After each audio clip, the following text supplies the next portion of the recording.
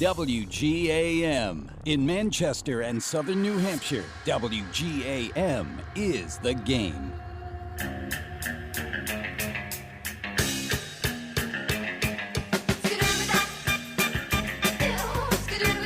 Welcome back to the New England Golf Radio Show. Chris is laughing. He's obviously got things under control back there. He's got this on. What is this? B-52. The B-52s. Loving it. B-52s. Chris, nobody dislikes your music back there. I'm just going to tell you right now. How could you dislike the B-52?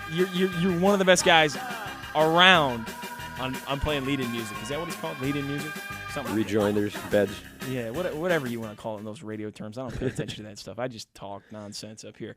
Okay, this week we got the FedEx St. Jude Classic going on in Memphis. Par 70 course, 7,200 yards. We talked a little bit about it last week. I picked David Toms and gave him the curse. He didn't make the cut. He shot 75-70. Unfortunately for David, he just did not play well. I don't know if it was the heat. I don't know what it was.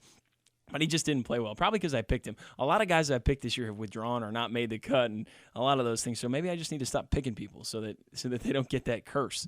But who knows? Lee Westwood is also there. He's the defending championship. Right now, he is not in the mix. He's at -1, but certainly just going to be a tune-up for him for the U.S. Open, getting ready to go up there next week and perform as well as he can. The leader right now is currently Robert Karlsson. He is a big Swedish dude, never won on the PGA Tour. He bombs it, averages about 294, and who's 295 off the tee. He's at 11 under. He's certainly looking like he's going to hold this thing down for the final two rounds and get this victory. However, he did bogey 17 and 18 yesterday, and the question is, how does he respond from that? He leaves the course with a bad taste in his mouth. He has never won on the PGA Tour. Does he feel that pressure coming into this round? How does that all work out for him? Retief Goosen is another guy who's in the mix at -7. He's actually going to be my pick today. Hopefully I don't give him the curse. He's a big, long hitter from South Africa, silky smooth swing. Had some back issues that he's certainly overcome, but had to make some adjustments sort of later on in his career to his swing. But he's still in the mix here, which I think is an interesting thing. Except now he has the J.J. Truman curse issue to deal with. Right. He's got that. So Retief, if you don't play well today, sorry. I totally won't pick you in the U.S. Open next week. I promise you that. You also got Harrison Frazier at -10, who's in the mix. A guy that not a lot of people know about. He does some golf course design in Texas. He graduated from the University of Texas, which, by the way, just has great athletic programs. Obviously, Jonathan Vegas, a graduate from there. They have a great football program, great basketball program. Obviously, a great golf program. But it never won on the PGA Tour. Finished second at the Sony Open in Hawaii once. Not a guy that everybody knows about. Who knows how he'll deal with this pressure down there in Memphis? It's certainly going to be hot.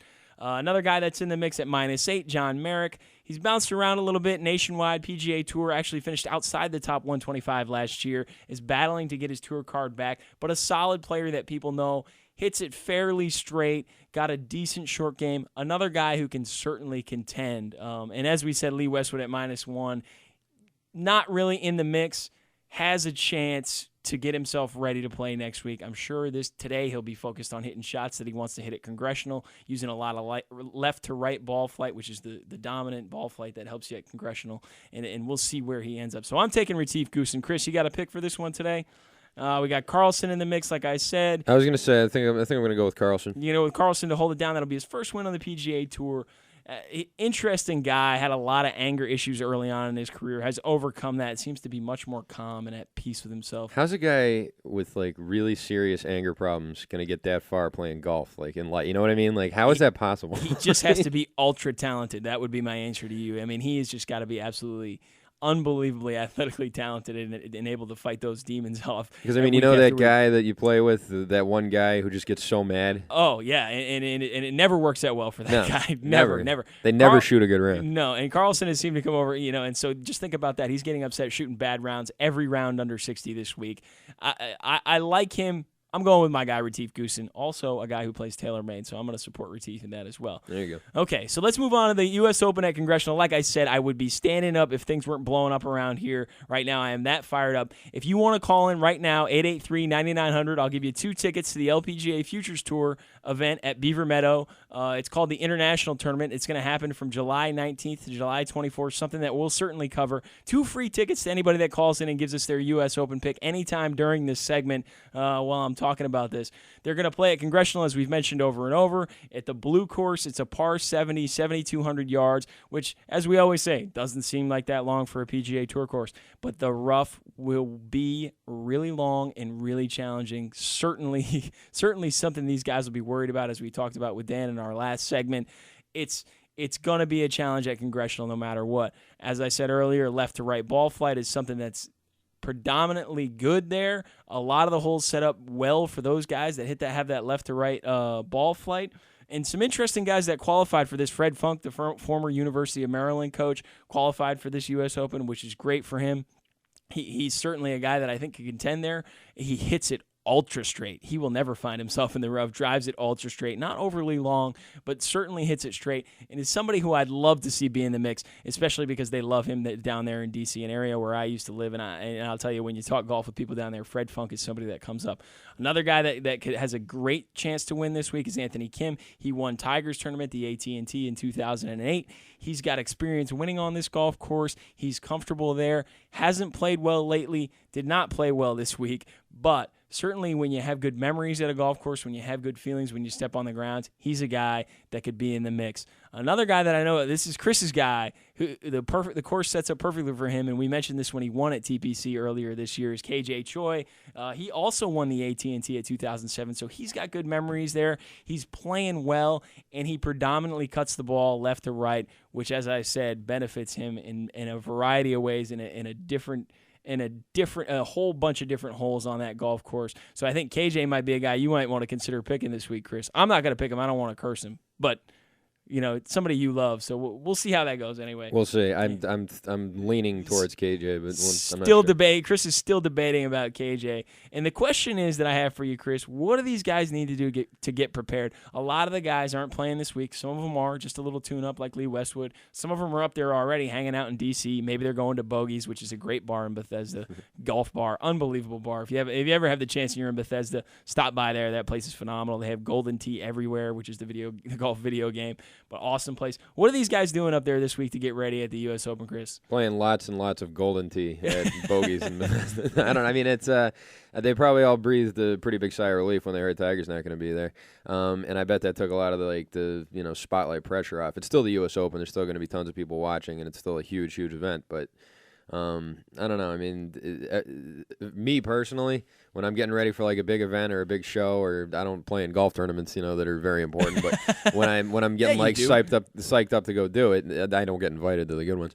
But when I'm getting psyched up to go do it, I like to just listen to some music and just stretch out. That's all. That's it. Just music and stretching, and then let the chips fall where they may. There you go. I'm gonna call KJ and tell him music, stretching, stay away from Golden Tee. Chris Arcane recommendation right there, and he's probably going to pick you at the end of this segment.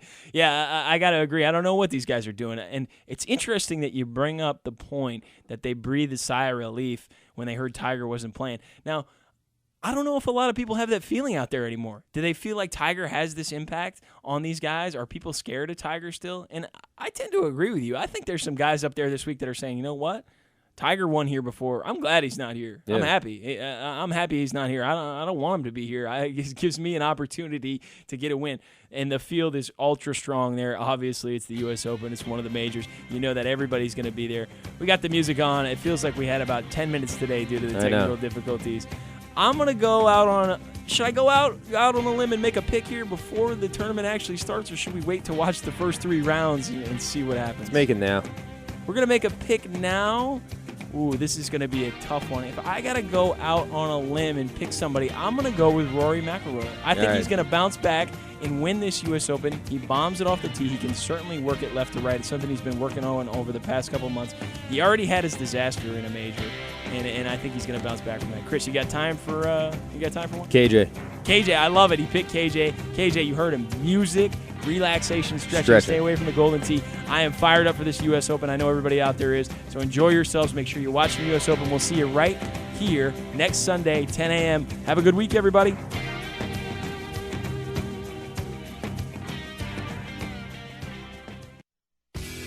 The key to the best car deals can be found at Infinity of Nashua. Did you know Infinity vehicles are expected to hold their value better than any other luxury brand? Plus, Infinity of Nashua just opened a huge pre-owned center. The key is this: